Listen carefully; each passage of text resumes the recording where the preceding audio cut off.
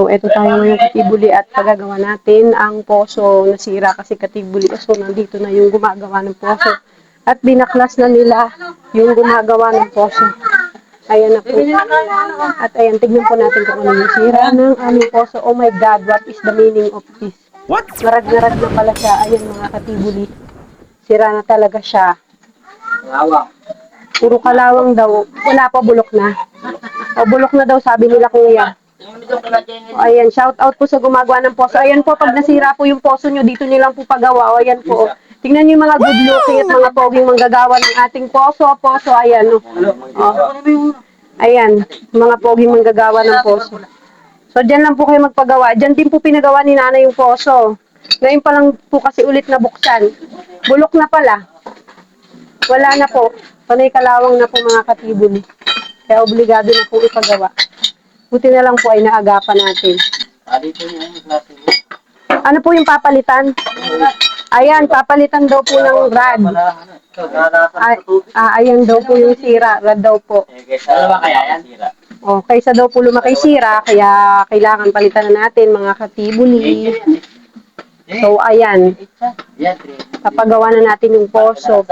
Napakahirap po kasi talaga pag walang tubig. So, ayan, muna po tayo ng video at titignan pa po natin kung ano pa yung ibang update sa gagawin natin poso. So, mami, magbibideo po ulit tayo, mga Katibuli.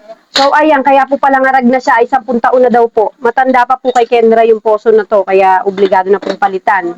Matanda man po, tumatanda din talaga, poso pa kaya, araw-araw pong ginagamit. So, ayan, Katibuli, mamaya na lang po ulit tayo mag-update. Po natin kung ano yung mga sira pa ng ating poso.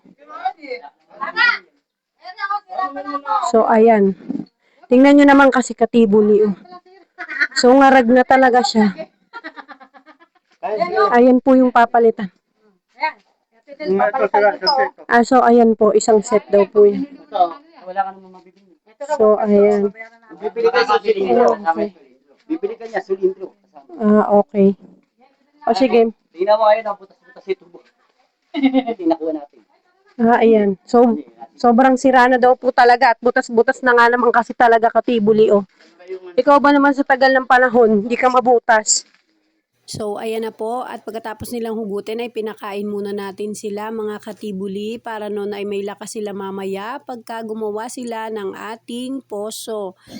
So, ayan, kumain lang po kayo dyan kuya at magpakabusog po kayo para titignan po natin mamaya kung ano pa po ang gagawin sa ginagawa nila. So, eto na nga mga Katibuli at ayan, pupunta na tayo doon sa mga gumagawa ng poso.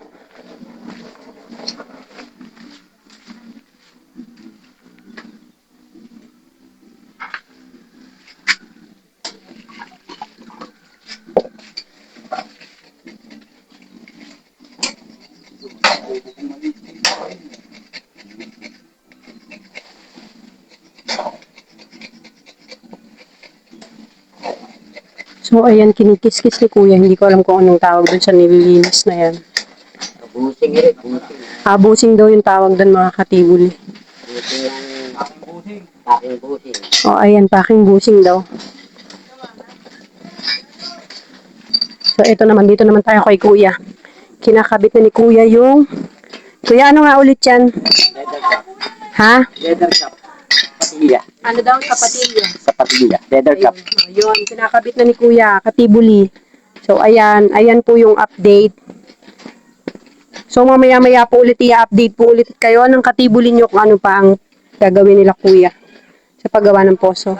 Ito nga pala yung mga binili nating materialis, yung tubo. Kasi tignan nyo naman, oh. Tignan nyo yung pagkakaiba sa dating tubo at sa bago, mga Katibuli. So, ayan. Sinota nila yung bakal sa loob.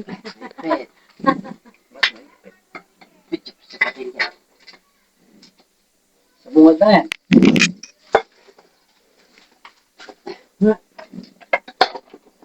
Oo. Sa bungad yan.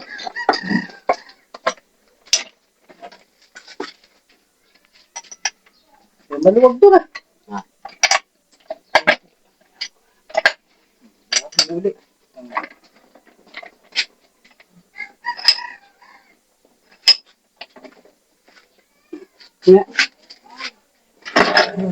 Ayan po.